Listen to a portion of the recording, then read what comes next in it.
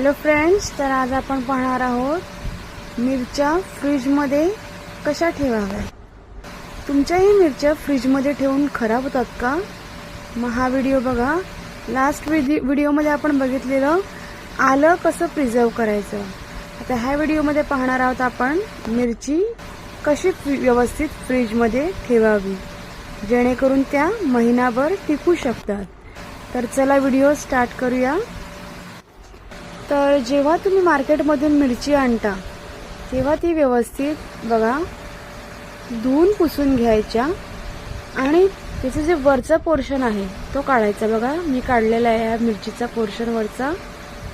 त्या मिरचीच्या पोर्शनमुळे आपली मिरची खराब होते।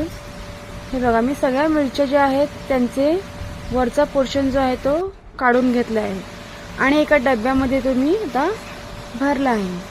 व्यवस्थित डब्यात भरून